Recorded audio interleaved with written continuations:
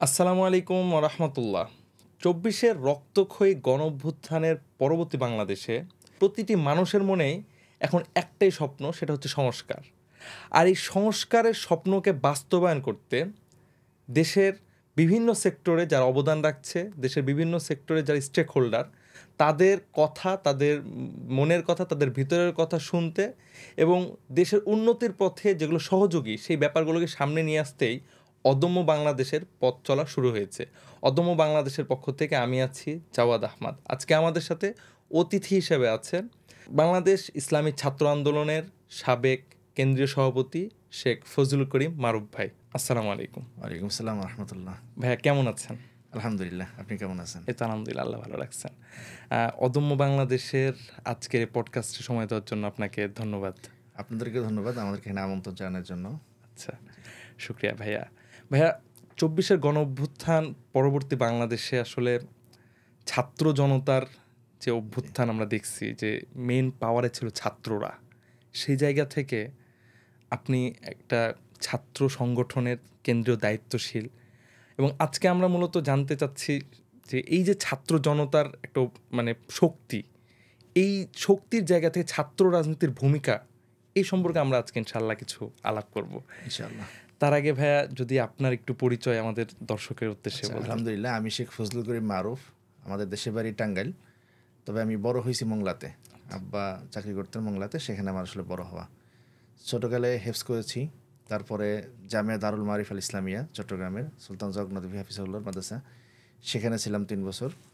তারপরে জামিয়া মালিবাগ সারিয়া, জামিয়া সারি মালিবাগে, এরপর জামিয়া কারিমের থেকে তারা শেষ করছে। 2008-এ আমি দাখিল পরীক্ষা দিয়েছিলাম মোংলার থেকে।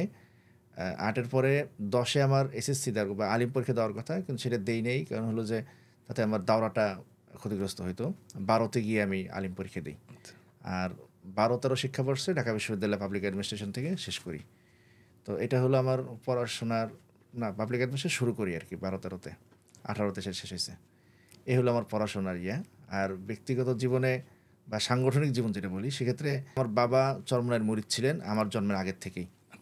তো আমি সেখান থেকেই পারিবারিকভাবে ইসলামী আন্দোলন বাংলাদেশের সাথে সম্পৃক্ত ছিলাম। তো যখন দারুল মারিফ থেকে আসলাম, আমি যখন জামিয়া সারিয়া মালিবাগে পড়ি, তখন ইসলামী আন্দোলন বাংলাদেশের বেশ কিছু বিষয় নিয়ে আমার মধ্যে সন্দেহ সংশয় দেখা দেয় এবং প্রশ্ন দেখা দেয়, এবং আক্ষরিক অর্থেই আমি সংগঠন ছেড়ে দিয়েছিলাম। তার মধ্যে একটা খুব বলে ফেলি, সেটা হলো যে ইসলামী আন্দোলন অনেকে স্লোগান দেয় যে নেতা নয় নীতি চাই, পীর সাহেব চর্ম নাই, সারা দেশে শুনছি পাই পীর সাহেব চর্ম নাই। আমার কাছে মনে হলো যে রাজনৈতিক সংগঠনের স্লোগানে একজন ব্যক্তি এত বড় হয়ে উঠবে কেন, এটা আমাকে খুব বাধাগ্রস্ত করছিল। এটা কখনকার ঘটনা? মানে এটা হলো 2007-08। তখন আপনি ছাত্র? হ্যাঁ, জামিয়া সারিতে পড়ি। তো এটা খুব বড় কারণ যে একটা ব্যক্তি কেন্দ্রিক আমরা আগাচ্ছি কেন, আরও যদি ওই সময় ভাষায় বলি আমরা ব্যক্তি পূজার দিকে যাচ্ছি কিনা। তো সেখান থেকে আসলে আমি সংগঠন থেকে সরে আসছিলাম। তো ওই সময়ে আমাকে একজন খুব উপকার করছে, হেল্প করছেন, মাওলানা নাসিম আরাফাত সাহেব হুজুর।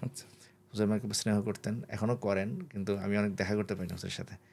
হুজুর আমাকে একটা জিনিস দেখাইলেন যে দেখো, রাসূলুল্লাহ সাল্লাল্লাহু আলাইহি সাল্লাম যখন ছিলেন, অনেক মানুষ তারা ইসলামের এত কিছু না বুঝে স্রেফ ব্যক্তি মুহাম্মদের পরিমাণ আনছে।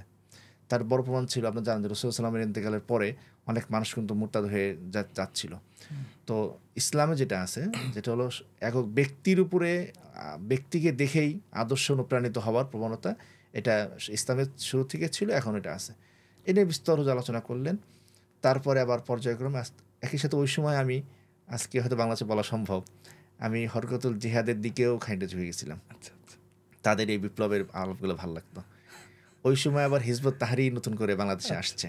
তারা ওই সময় ছোটো ছোটো সেমিনার করতো। আমাদের মালিবাগ মাছের পাশে একটা ছিল খিলগাঁও কমিউনিটি সেন্টার, ওইখানে সেমিনারগুলো হইতো, ওই সেমিনারগুলো যাইতাম।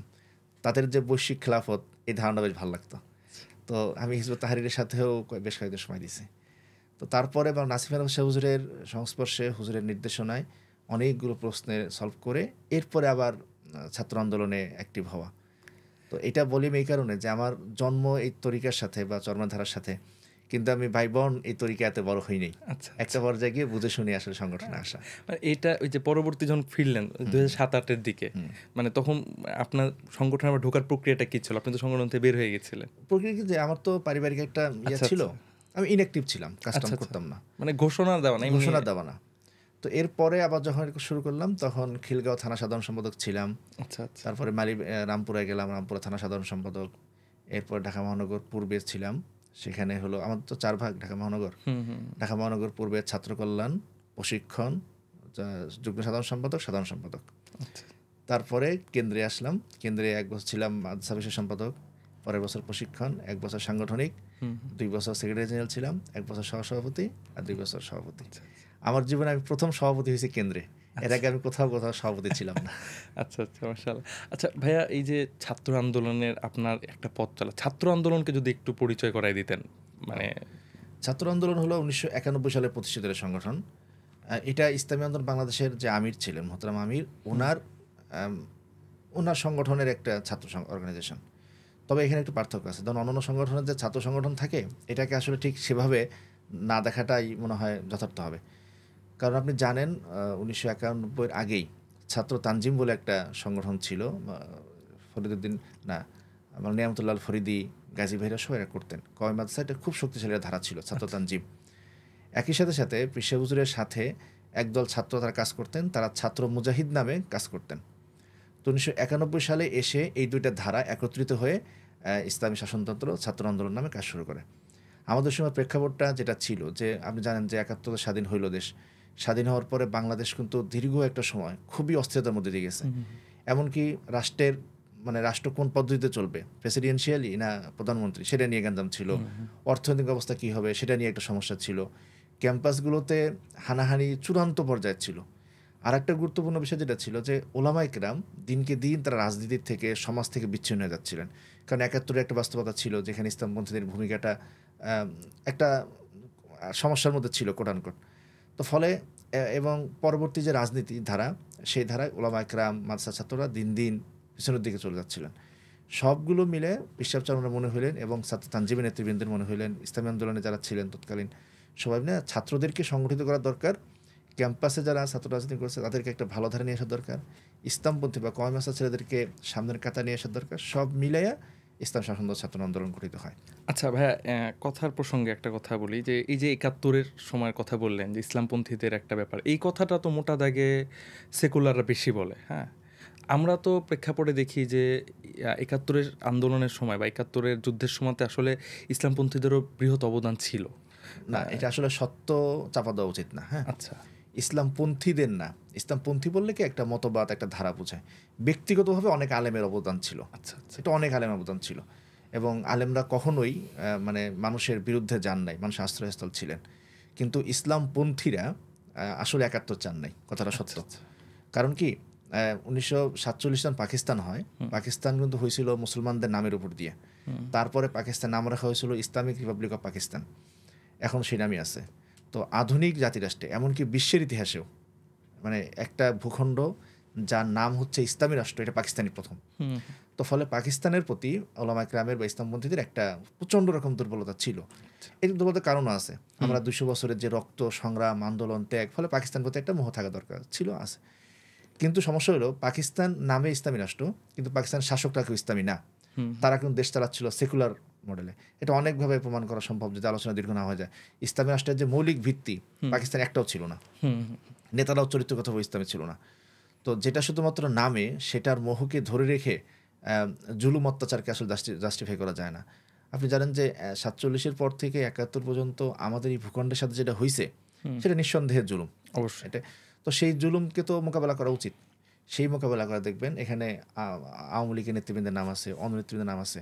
প্রথম সারিতে কিন্তু ওলামা কেরামের নামটা আসলে নাই।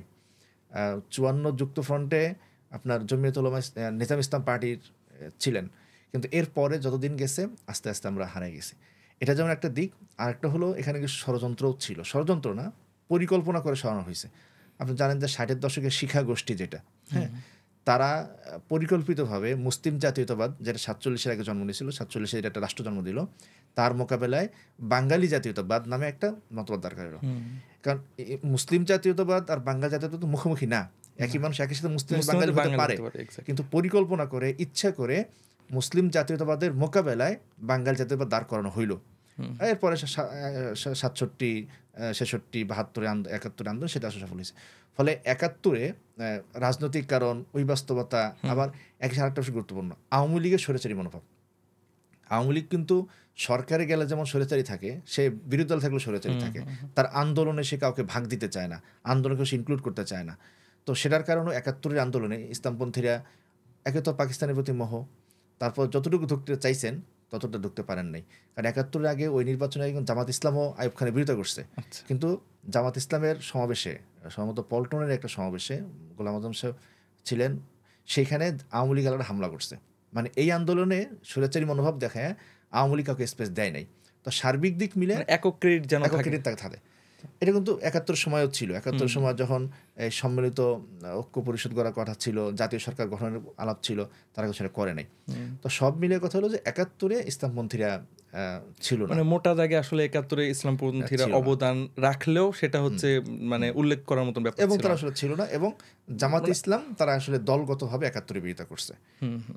তাদের বুঝ ব্যবস্থাপনা সেটা যেটা ছিল সেটা ঠিক আছে, হয়তো ওই সময়ের প্রেক্ষিতে তারা যেটা বুঝছেন তারা ৭১-এর বিরোধিতা করছেন না। ওই টাইমের প্রেক্ষিতে যে আপনি জামাতের কথা বললেন না, মানে মোটা দাগে ইসলামিস্টরাই তো চাচ্ছিলেন না যে আসলে হোক, কারণ একটা হলো কি পাকিস্তান ভাঙুক, এটা কেউ চাচ্ছিল না। এটা কিন্তু আপনি দেখবেন যে শেখ মুজিবও চাচ্ছিল পাকিস্তান ভাঙুক।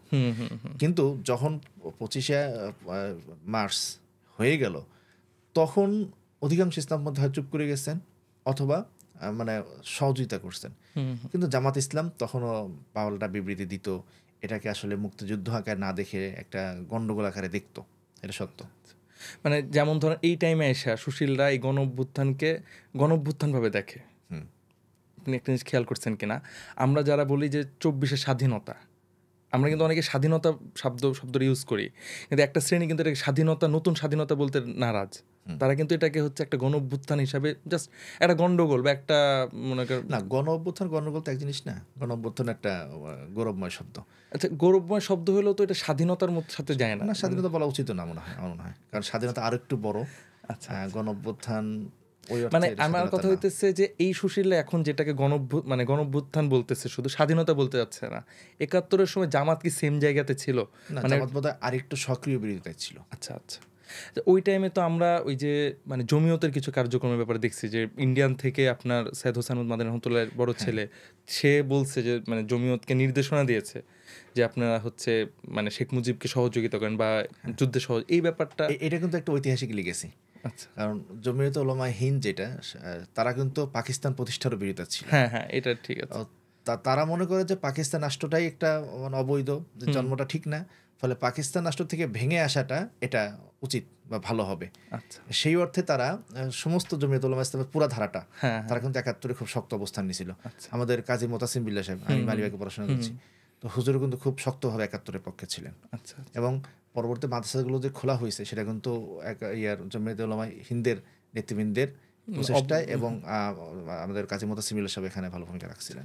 আচ্ছা, আমরা হচ্ছে ছাত্র রাজনীতির টপিক থেকে একটু দূরে সরে গেছিলাম হয়তো বা। যাই হোক ভাইয়া, ছাত্র রাজনীতির আসলে মোটা দাগে উদ্দেশ্য কি হওয়া উচিত বলে মনে করেন? যে এখানে আসলে ছাত্র রাজনীতি বলতে আসলে কি বুঝি এটা সংজ্ঞায়ন করে নেওয়া উচিত। এটা সমাজ বিজ্ঞানে হয় যে সংজ্ঞায়ন না করলে আমি একটা বুঝে তর্ক করতেছি, আপনি আরেকটা বুঝে সেটাকে বিরোধিতা করতেছেন। বাংলাদেশে ওই অর্থে ছাত্র রাজনীতি আসলে দাঁড়াই নেই। ধরেন ছাত্র দল, ছাত্র লীগ, ছাত্র ইউনিয়ন বা অন্যরা যারা ক্যাম্পাসে যেটা করে, এটা আসলে ছাত্র রাজনীতি না, এটা হলো শক্তি প্রদর্শন ছাত্রদেরকে নিয়ে। তো আমরা ওই অর্থে আসলে ইসলামী ছাত্র আন্দোলন, আমরা আসলে ওই অর্থে ছাত্র আন্দোলন বা ছাত্র রাজনীতি করি না। আমরা যেটা করি, আমি সবসময় যেটা বলি, মানে কয়েকটা বিষয়কে লক্ষ্য রেখে ছাত্র আন্দোলন করা। প্রথমত হলো ছাত্রদের দক্ষতা তৈরি করা। কারণ বাংলাদেশের শিক্ষা ব্যবস্থার অদ্ভুত। আমি আজকেও এক জায়গায় বলছিলাম, যেখানে যে যত বেশি পড়াশোনা করে তার বেকার থাকার সম্ভাবনা তত বেশি বাড়ে। কেন? যে একেবারেই দক্ষতা তৈরি হচ্ছে না। সেইখানে আমরা ছেলেদের মধ্যে দক্ষতা তৈরি করতে চাই। বলে কীভাবে? আপনি জানেন যে যে কোনো পরিস্থিতি মোকাবেলা করার জন্য স্মার্ট হইতে হয়। স্মার্ট মানে হলো যে ভালো সাজগোজ করা তা না, বরং যে কোনো পরিস্থিতিকে সেটাকে ভালোভাবে সুষ্ঠুভাবে পরিচালনা করতে পারার প্রবলেম সলভ করতে হয়, মানুষকে কনভিন্স করতে হয়, টিম লিড করতে হয়, তারপরে টিম পরিচালনা করতে হয়।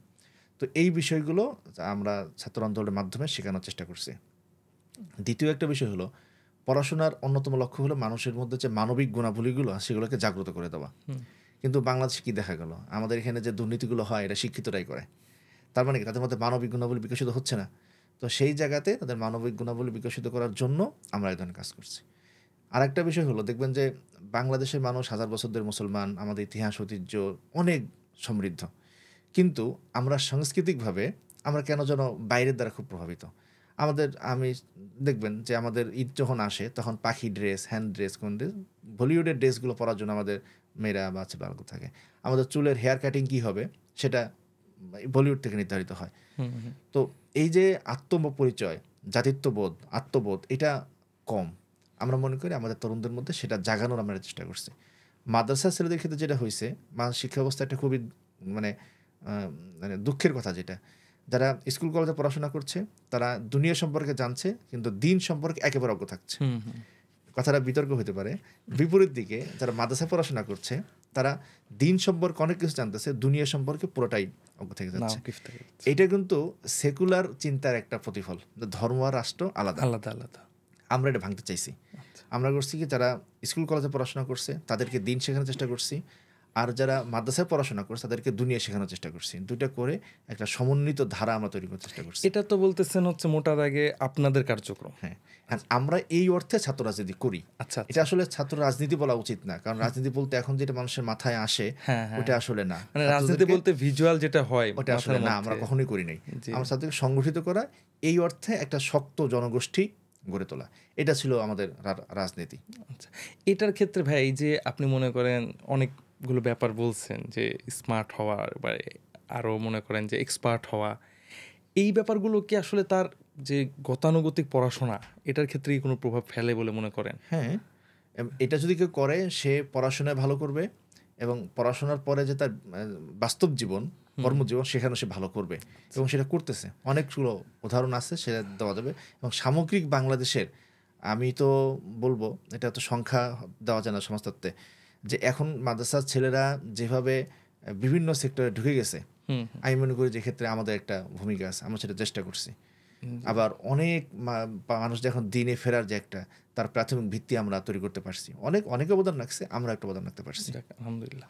এমন ব্যাপার হইতেছে ভাইয়া, এই যে আপনি মানে একটা কথা বললেন যে ছাত্র, আপনারা স্কুল কলেজগুলো দুইটা সেক্টর এখন আমাদের ভাবে, একটা হচ্ছে স্কুল কলেজের কাজগুলো, একটা হচ্ছে মাদ্রাসার সেক্টর। আমি স্পেসিফিক জানতে চাচ্ছি যে ইসলামী ছাত্র আন্দোলনের স্কুল কলেজের কার্যক্রমগুলো কিভাবে পরিচালিত হয়, তাদেরকে আসলে কিভাবে আপনারা মানে দাওয়াত থেকে শুরু করে নিয়ে মানে পুরো লাইনে ওঠানোর, আমরা প্রথমত দিনের দাওয়াতটা দিই। এখন বাংলাদেশের মানুষ তো সবাই মুসলমান, দিনের প্রতি সবার দুর্বলতা আছে, দিন সবাই মানে। আমাদেরকে আসলে মানে প্র্যাকটিসিং মুসলিম যেটা হওয়ার, এই শব্দটা আসলে সুন্দর না। মুসলমান আর প্র্যাকটিসিং হয় না কি করে, তার বাংলাদেশ প্রেক্ষিতে যেটা আছে, তাদেরকে আমরা নামাজ, রোজা, হজ এগুলোর দিকে আনি। তাওহীদের একটা দাওয়াত আমরা দেই, কারণ কি, মানে তাওহীদ তো সবাই বোঝে, আল্লাহ এক, কিন্তু এর কিছু বাস্তবতা আছে, এর কিছু প্রতিফলন আছে।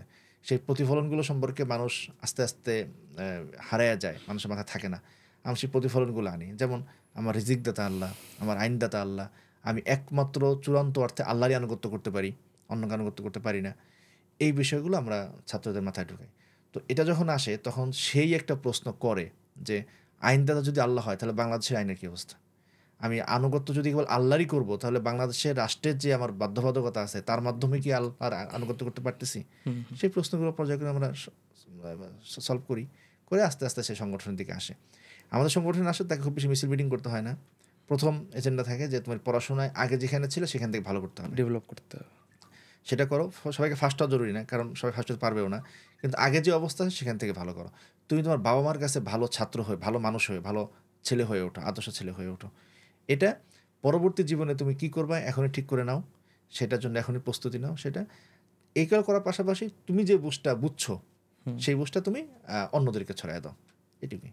এটা তো গেল হচ্ছে আপনি জেনারেল ছাত্রদেরকে নিয়ে আসলেন। মাদ্রাসার ছাত্রদের কাছে আসলে আপনি সাংগঠনিকভাবে কিভাবে এটাকে করেন? মাদ্রাসার কাছে দাওয়াতটা অন্যভাবে যায়। সেটা হলো যে দেখেন, আপনি যে দিনটা শিখছেন সেই দিনের বাস্তব প্রতিফলন তো সমাজে নাই। আপনি হেদায়েত যে মাসালাগুলো পড়তেছেন, আপনি বাইরে দেখতেছেন আর একটা। তো এটা তো আপনার উপর একটা দায়িত্ব আছে যে আপনি যা শিখতেছেন সেটা আপনি মানুষের মধ্যে ছড়াবেন, মানুষকে মানাবেন। সেটা আপনি পারতেছেন না। না পারার কারণটা কি? আমাদের সমাজ, অর্থ, রাষ্ট্র, সামগ্রিক যে ব্যবস্থাপনাটা, সেই ব্যবস্থাপনাটা আমাদেরকে একটা কুফরি ব্যবস্থার দিকে আসলে ঠেলে দেয়। আমি আসলে বাংলাদেশের গণতন্ত্র কুফরি ওই অর্থে আমি যাচ্ছি না, কিন্তু সামগ্রিক যে পরিবেশটা, সেটা ইসলাম অসমর্থিত একটা পরিবেশ, পরিবেশ। সেখান থেকে ঠেলে দিচ্ছে। তো এইটাকে পরিবর্তন করার জন্য শুধু দাওয়াতি কার্যক্রমের মাধ্যমে সেটা সম্ভব না, কারণ শুধু দাওয়াত দিয়ে আসলে হয় না, একটা পর্যায়ে গিয়ে একটা সিস্টেম পরিবর্তনের জন্য দিতে হয়। সেজন্য আপনি ছাত্র আন্দোলনে আসেন, ছাত্র আন্দোলন আপনাকে সেই চেষ্টা করে দেবে, সমাজে দাওয়াতের পরিবেশ তৈরি করে দেবে। দাওয়াতের ক্ষেত্রে যে প্রতিবন্ধকতা তৈরি হয় দাওয়াত বাস্তবায়ন করতে গেলে, সেগুলোকে আমরা যেন পর্যায়ক্রমে সরায় ফেলতে পারি সেটা আমরা তৈরি করে দেবো। আর সবচেয়ে বড় কথা হলো যে ইসলামকে শুধু একটা ফিক্ষি আকারে না দেখে, একটা টেক্সট আকারে না দেখে, এটা বাস্তব প্রতিফলন আকারে দেখার যে মনোভাবটা, সেই মনোভাবটা আমরা তাদেরকে তৈরি করার চেষ্টা করি। ভাই এইটা তো গেল হচ্ছে মনে করেন যে ইসলামী ছাত্র রাজনীতি বা মোটা দাগে ছাত্র রাজনীতি বলতে আমরা যেটা দেখি, আসলে আপনার কাছে মানে কি মনে হয় যে ছাত্র রাজনীতির পরিবর্তনটা আসলে আসা দরকার কিনা? আসার দরকার, এবং অলরেডি এসে গেছে।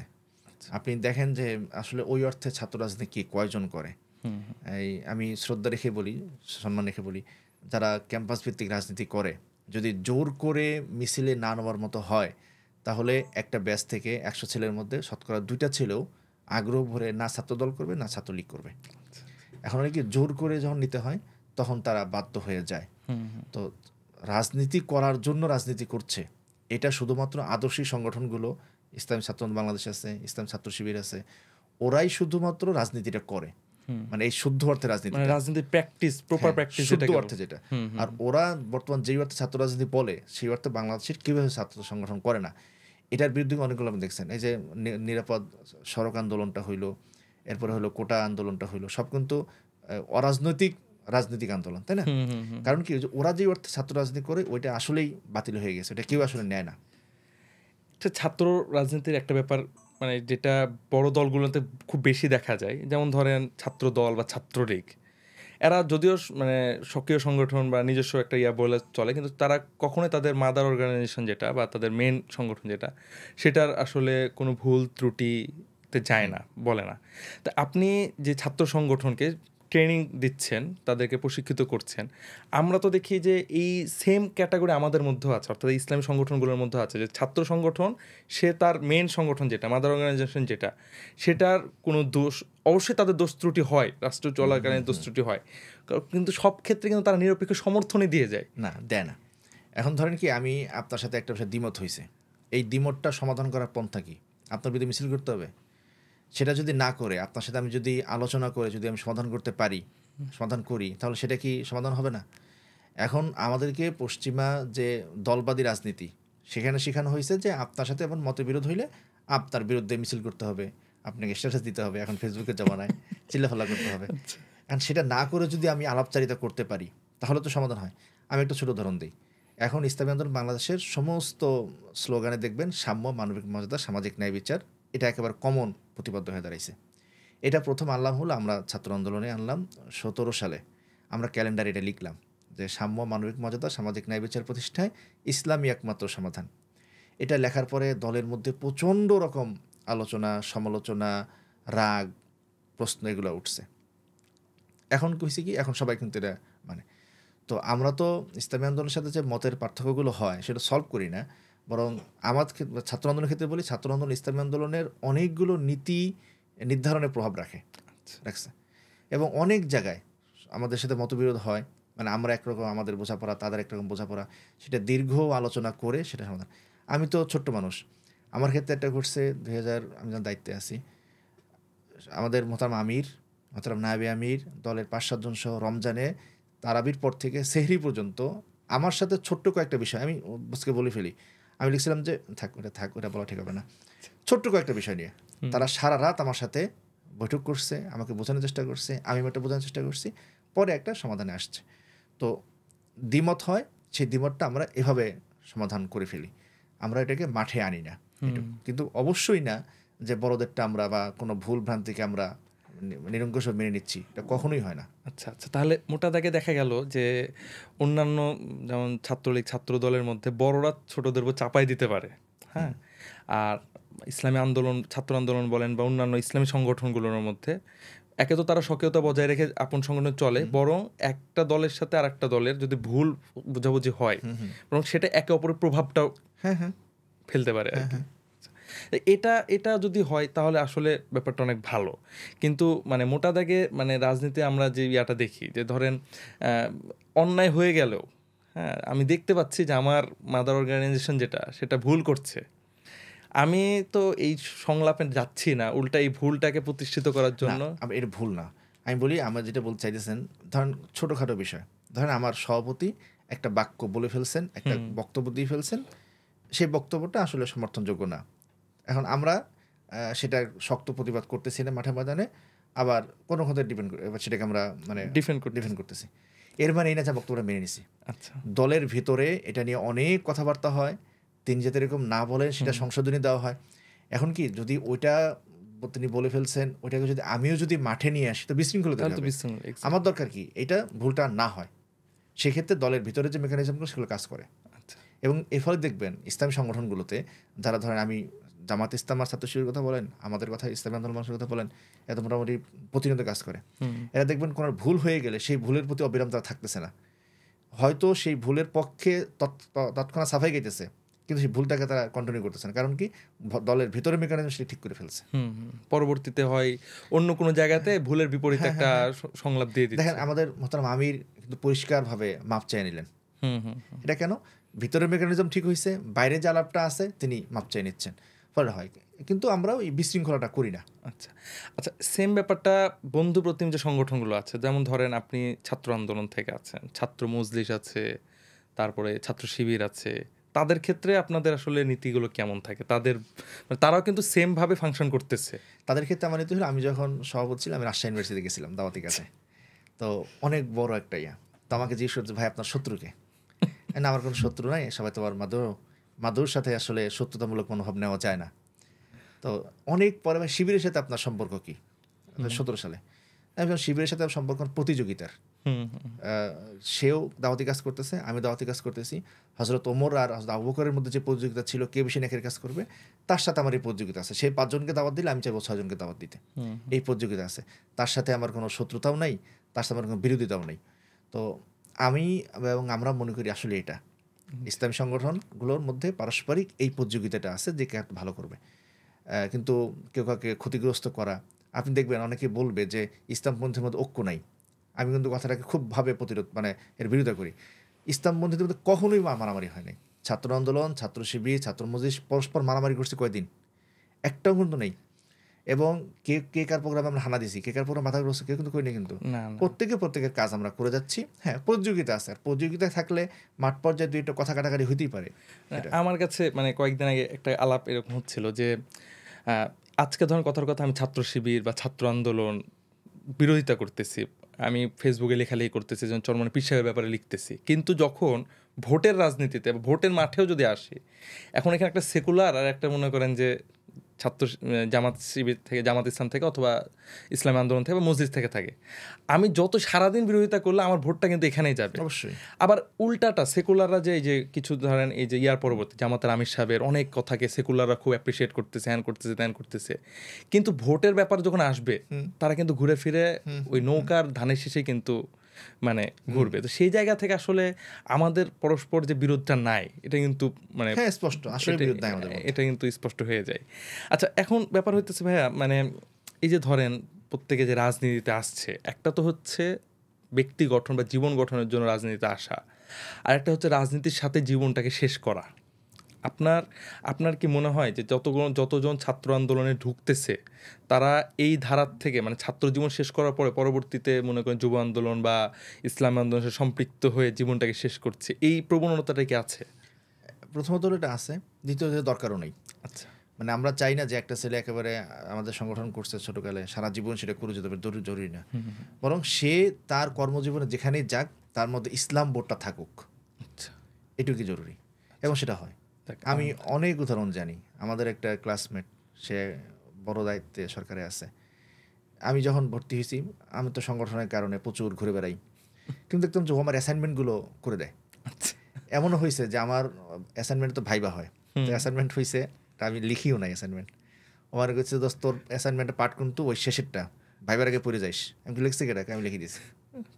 তো আমার কাছে একটু অবাকই লাগতো যে এরকম করতেছে কেন। পরে আমাকে বলতেছে, ভাই দেখ আমি ছোট গেলে আমি ছাত্র আন্দোলনের সদস্য হয়েছিলাম, পরে আমি আর কাজ করতে পারি নাই, কিন্তু তুই কাজ করিস, আমি তোরই হেল্প করার মাধ্যমে যদি আমি একটু দিনের কাজ অবদান রাখতে সম্পৃক্ত পারি। থাকে যদি আর কি। তো দেখেন ও একবার সদস্য ফর্ম পূরণ করছে, কোথাও ওরা যায় নাই, কিন্তু সেই আবেগটাও সারা জীবন ধরে রাখছে। আমি ছাত্র আন্দোলন করি, আমি 5টা বছর আমার অনার্স পাস করার ক্ষেত্রে ওর বড় একটা অবদান আছে, এই কাজটা করে যাচ্ছে। ও এখনো যেখানে আছে সেখানে আমি জানি যে এভাবে কোনো কারোর সাথে কোনো যোগাযোগ নাই, পার্টির কারোর সাথে নেই, কিন্তু ওর কাজটা ঠিকই যেখানে যতটুক পারার ইসলামকে, এটাই তো আমাদের সফলতা, এটাই তো দরকার দিন শেষে, এটাই সফলতা। আচ্ছা এখন তাহলে ভাই এই যে ধরেন আমরা যে কথাটা বলি যে নেতৃত্ব তৈরি করার জন্যই মূলত আমরা ছাত্র রাজনীতিটা করছি, তাহলে সবাই যদি এভাবে সরেও যায় তাহলে ভবিষ্যৎ নেতৃত্ব কি আসলে এখান থেকে আসবে? সরে না তো, মানে একটা অংশ সরে না, কিছু অংশ তো থেকে যায়। আচ্ছা যে অংশটা থাকে তাদের প্রক্রিয়াটা কি হয়? তারা আস্তে আস্তে আমাদের ইসলামী আন্দোলন যেটা হয়, তারা কেউ যুব আন্দোলন করে, কেউ ইসলামী আন্দোলনে চলে আসে। যেমন আমি যুব আন্দোলন করার সুযোগ পাইনি, অল্প কদিন করছি, আমি ইসলামী আন্দোলনে চলে এসেছি। থানাগুলোতে একই পর্যায়ে হয়, আস্তে আস্তে উপর দিকে চলে আসে তারা। আচ্ছা এখন একটা ব্যাপার আপনি শুরুতে যদি বলছেন, তারপর আবার বলি যে আপনি যে টাইমে দায়িত্ব ছিলেন বা দায়িত্ব ছাড়া এমনি কর্মী হিসাবে ছিলেন, এই পুরো রাজনীতি ছাত্র রাজনীতির সময় এমন কোনো ব্যাপার কি আসছে যেটা আসলে আপনার ব্যক্তিগত যে নীতি সেটা বিরোধী চলে যাচ্ছে? না, এরকম খুব বেশি না। আর এখানে এক বিষয় কি, ধরেন আমরা তো ইসলামী আন্দোলন বাংলাদেশ একটা সহিবাদী সংগঠনও বটে, তাসাউফ সংগঠন। আমাদের সাথে আমিরের সাথে আমাদের সম্পর্কটা শুধু রাজনৈতিক না, আধ্যাত্মিক, আমরা আধ্যাত্মিক সংগঠনও সম্পর্কটাও আছে। এই কারণে এটা হয় না। একটা ছোট উদাহরণ দিলে এটা হবে। যেমন দেখেন আমার যখন মেয়ে হইলো, আমি ওর নাম রাখছিলাম প্রথমা। আচ্ছা তো একটা মুসলিম মেয়ের নাম বাংলায় কেন রাখার দরকার, এর পক্ষে 50টা যুক্তি আছে। তো আমাকে শাইখে চরমোনাই মুফতি ফজলুল করিম শাহবাজুল্লাহ আমাকে ডাকছে, আমি সব যুক্তিগুলো সাজায় গোছায় নিয়ে গেছি হুজুরের সাথে, আজকে মোটামুটি সব তর্ক। হুজুরের কাছে বসছি, হুজুর মারুফ এই নামটা সুন্দর হয় নাই, তুই নামটা পাল্টায় ফেল, আমি একটা নাম দেবো, ওই নামটা রাখবি। মানে কসমগুলো হানেস হবো না, একেবারে আমার অন্তরটা পরিষ্কার হয়ে গেছে, আমি বিনা দ্বিধায় আনন্দ চিত্তে হুজুরের নামটা আমি রাখছি, প্রথম নামটা বাদ দিয়ে ফেলছি। আচ্ছা ফলে এটা আসলে কোনোভাবে যারা তাসাউফের সাথে সম্পৃক্ত না, পীর মুর্শিদ, তারা ব্যাখ্যা করতে পারবে না। কিন্তু এটা সত্য, এটা শুধু আমাদের ক্ষেত্রে না, সারা বিশ্বে সব জায়গায়। এবং কোরআনে আয়াত আছে কিন্তু, ফালা রাব্বিকা লা ইউমিনুনা হাত্তা ইউহাক্কিমুকা ফিমা শাজারা বাইনাহুম সুম্মা লা ইয়াজিদু ফি আনফুসিহিম হারাজাম মিম্মা কাযাইতা ওয়া ইউসাল্লিমু তাসলিমা। অন্তর থেকে মেনে নিতে না পারলে রাসূলুল্লাহর নির্দেশ, সেটা মুমিন হতে পারে না। ফলে ইসলামে এটা আছে। এই কারণে আমার খুব বেশি এরকম হয় নাই যে যে নীতিগত বিরোধ হয়ে যাচ্ছে। ধরেন সচিবদের সাথে এটা হয়েছে, আন্দোলনের সচিবদের সাথে আমার খুব সমস্যা হচ্ছে, ছাত্র বিষয় সম্পাদকের সাথে খুব সমস্যা হচ্ছে। কিন্তু মোহতারাম আমিরের কাছে গেলে আবার আমি একটা স্নেহ পাইতাম, আমি আমার কথা ফেলতেন না, ফলে এটা আমার কোনো হয় নাই। আচ্ছা ভাইয়া, এখন দেখেন বাংলাদেশের ছাত্র রাজনীতিতে আপনি যে ধারায় বলতেছেন যে ছাত্র রাজনীতির আদর্শটা এখন চর্চা হচ্ছে পুরাদমে, কিন্তু একটা বাস্তবতাও কিন্তু আছে। যেমন ধরেন ঢাবি ক্যাম্পাসে বলেন বা অন্যান্য ক্যাম্পাসগুলো বলেন, ছাত্রদল বা ছাত্রলীগ, ছাত্র ইউনিয়ন, তারা কিন্তু পুরোপুরি সক্রিয়। তো সেই সক্রিয়তার জায়গা থেকে এই যে ইসলামী ছাত্র আন্দোলন যারা করতেছে, তারা তাদেরকে কিভাবে ডিল করবে? তাদের ডিল করার তো একটা ব্যাপার থাকে। আসলে ওটা আসলে ছাত্র রাজনীতি না, এটা সন্ত্রাস। আমি একেবারে দায়িত্ব নিয়ে বলি, প্রকাশ্যেই বলি, সেটা আসলে ছাত্র রাজনীতি না। মানে একটা আপনি খুব কম সংখ্যক ছেলেপেলে পাবেন যারা রাজনীতি করার জন্য, ছাত্র রাজনীতি করার জন্য মাঠে ময়দানে মিছিল করতেছে, বা স্রেফ হলো বাধ্য হয়ে, আবার কেউ হলো দুনিয়াবি, মানে এটা করলে আমি এটা পাবো, এটা করলে এটা পাবো, সে কারণে। ফলে এটা ছাত্র রাজনীতি না। আর ওদের সাথে আমরা যেটা ডিল করি, প্রথমত হলো মাদরু হিসেবে ওদেরকে আমরা ডিল করি, যে দাওয়াতি মনোভাব নিয়ে। আমি আপনাকে বলি, আমরা যখন ডাকসু ইলেকশন করি, তখন কিন্তু দেখছেন যে এই পরিমাণ ইসলাম বিরোধিতার মধ্যেও আমরা কিন্তু প্রায় একরকম বাধা ছাড়া আমরা ডাকসু ইলেকশনটা করে ফেলছি। এখানে অনেকেই বুঝবে না, না বুঝে এটাকে একটা দালাল তত্ত্ব দিয়ে ব্যাখ্যা করবে, মানে আওয়ামী লীগের সাথে দালালি। কিন্তু আমরা জানি এর পেছনে কী মেহনতটা আছে। ছাত্রলীগের বিভিন্ন হলে হলে যারা পোস্টেড, আমরা তাদের ঠিকুজি খুঁজে বের করছি, এর বাবা, দাদা, নানা, চাচা কে চরমোনাইয়ের সাথে সম্পৃক্ত। আর আল্লাহ শুকর, বাংলাদেশ তো একটা সফিবাদী ধারার থেকে ইসলাম গ্রহণ করছে, তো খুঁজলে দেখা যেত যে কারণ আছে, তার সাথে সম্পর্ক উন্নয়ন করে, ওই ব্যক্তির সাথে সম্পর্ক উন্নয়ন করে এমন জায়গায় নিয়ে গেছিলাম আমরা, যে সে আমাদেরকে মানতে পারতেছে না দলীয় কারণে, কিন্তু আমাদেরকে থাপ্পড় দেবে, হাত দিবে, সে সাহসটা সে পাচ্ছে না। তো এটা তো আসলে একটা মুজাদ্দিদি ধারা। এটা অনেকে যারা বুঝবে না, এটা অন্য ব্যাখ্যা করবে। দীর্ঘ পরিশ্রম করতে হয়েছে আমাদের, একেবারে ব্যক্তি ধরে ধরে তার ঠিকুজি খুঁজে বের করে করে আমরা এটা সম্পর্কটা উন্নয়ন করে গেছি। তো ফলে আমরা কাজটা করতে, ফলে এটা অন্যরাও নিশ্চিতভাবেই করে, ঠিক আছে। তো ইসলামী সংগঠনগুলো কিন্তু শুধু রাজনীতি না, একই সাথে সংস্কারমূলক কার্যক্রমের মাধ্যমে এভাবে কাজ। ফলে ওদের সাথে আমার সম্পর্ক হলো মাধ্যম হিসেবে সম্পর্ক, ভালো সম্পর্ক রেখে তাদের আমরা কাজ করি। আচ্ছা, এখন ব্যাপার হইতেছে ভাইয়া, এই যে মনে করেন যে প্রতিনিয়ত ছাত্র রাজনীতিতে সংযুক্ত হইলাম, একজন ছাত্র নেতার জন্য আসলে আপনি কোন কোন ব্যাপারগুলো থাকা আবশ্যক বলে মনে করেন? যে একটা ছাত্র যে ঢুকবে, এটা আমাদের অডিয়েন্সরাও জানবে, বা যারা ছাত্র রাজনীতিতে সম্পৃক্ত আছে, নেতৃত্বের জায়গাতে নিজেকে কল্পনা করে, সেই জায়গা থেকে আর কি প্রশ্ন। প্রথমত হলো মানে যেখানে আমি কাজ করতেছি সেটার উপরে আমার পূর্ণ আস্থা এবং বিশ্বাস থাকা লাগবে যে এটা ঠিক আছে, আমার সেই নীতি, আমার দলের নেতা, এটার উপর পূর্ণ আস্থা বিশ্বাস এক নম্বর থাকতে হবে। 2 নম্বর নিজের প্রতি সৎ থাকা চাই, যে আমি যে কাজটা করতেছি পূর্ণ ডেডিকেশন দিয়ে কাজটা করা। হ্যাঁ, আর পরিশ্রমী হওয়া সেটা নিঃসন্দেহে। এবং সবচেয়ে বড় যেটা সেটা হলো যে সমাজকে পড়তে পারা, সমাজের যে ইনপুটগুলো পাওয়া যায় সেটাকে দ্রুত বিশ্লেষণ করে সিদ্ধান্ত নিতে পারা। এটা হলে কিন্তু বিপদ হয়ে যাবে। কারণ সমাজ তো প্রতিনিয়ত পরিবর্তন হয়, ছাত্রদের মানসিকতা প্রতিনিয়ত পরিবর্তন হয়, সেখান থেকে পার্টগুলো নিয়ে একটা দ্রুত ডিসিশন নেওয়া। আমি একটা উদাহরণ দিই, একটা দেখেন, আমরা যখন ডাকসু ইলেকশন করি প্রথমে আমরা একটা প্রসপেক্টাস লিখছি, তো এটা নিয়ে যখন যাচ্ছি যে ওরা দেখি যে আমরা যা বলি ওরা এটা বুঝতেছে না, বাংলায় বলি কিন্তু ওদের মাথার উপর দিয়ে যাচ্ছে আমাদের চলতি ভাষায় বললে। তখন এসে আমরা করলাম কি, বলে আমরা ধর্মীয় সংগঠন না, আমরা ইসলাম ভিত্তিক সংগঠন, আমরা এই সেকুলারও কথা আমরা ব্যবহার করছিলাম, আমরা প্রগতিশীল সংগঠন, আমরা অসাম্প্রদায়িক। মানে ওরা যেই আমাদেরকে যে শব্দগুলো দিচ্ছে আমরা সেটাকে পাল্টা বয়ান দাঁড় করাইলাম। এবং আল্লাহ শুকর দেখছেন যে এরপরে কিন্তু এই বয়ানগুলো কিন্তু স্বাভাবিক হয়ে গেছে, এখন ইসলাম বন্ধুদের দাওয়াত আর গালি দেয় না।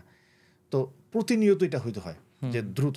আমি এটা কথাটা বলে কেমন হবে, আমি সবাই বলতাম যে আমি যখন মাদ্রাসা ছেলেদের সামনে যে বক্তব্য দিই সেই বক্তব্য ঢাকা বিশ্ববিদ্যালয়ে কেউ শুনলে আমার কেউ যে জঙ্গি, আবার ঢাকা বিশ্ববিদ্যালয়ের ছেলেদের সামনে আমি যে বক্তব্য দিই সেই বক্তব্যটা মাদ্রাসা ছেলেরা শুনলে আমার বলবে হলো সেকুলার নাস্তিক হয়ে গেছে। কিন্তু একই সাথে আমার কিন্তু 2 রকম বক্তব্যই, 2 রকম না আসলে একই বক্তব্য ভিন্ন ভিন্ন ভাষায় ভিন্ন ভিন্ন আর্গুমেন্ট ইউজ করে ভিন্ন ভিন্ন প্রিন্সিপাল ইউজ করে আমাকে উপস্থাপন করতে হতো। এটা ছাত্র নেতৃত্বের খুব জরুরি, সমাজকে দ্রুত পাঠ করতে পারা এবং সব সমাজের সাথে মাদ্রাসা ছেলেদের সাথে সমান তালে মেশা, ওদের ভাষায় মেশা। আমাদের তো দুই ধারার কারণে 2 ধারার পার্থক্য অনেক, এটা কঠিন, বাকি এটা করা খুব জরুরি। এখন ভাই আপনি তো মানে 2 ধারাতে পড়াশোনা করছেন একাধারে।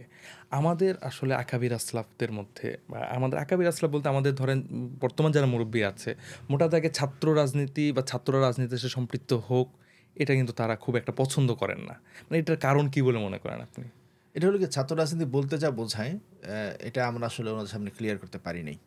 হ্যাঁ, কিন্তু আমরা কিন্তু ওই অর্থে ওলামা একরাম থেকে বড় বিরতির মুখে পড়ি নাই। বাংলাদেশের সবগুলো মাদ্রাসাতে আমরা কাজ করে যাচ্ছি। ওনারা মানে বাহ্যত নিষেধ করেন যাতে করে একেবারে গতানুগতিক সোকল যে ছাত্র সাথে না হয়ে যায়। কিন্তু আমরা যারা কাজ করি, শুধু আমরা না, ছাত্র মধ্যে যে বাংলাদেশে খুব মাদ্রাসায় বাধা পড়ছে তা কিন্তু না, ছাত্র অন্যান্য যারা আছে কেউই বাধায় পড়ে নাই। তার মানে ওলামা একরাম আমাদেরকে একদম সমর্থন করেন, মানে একটা নীরব সমর্থন থাকে, মানে যেন হচ্ছে এটা খুব বেশি ইয়াও না হয়ে যায়।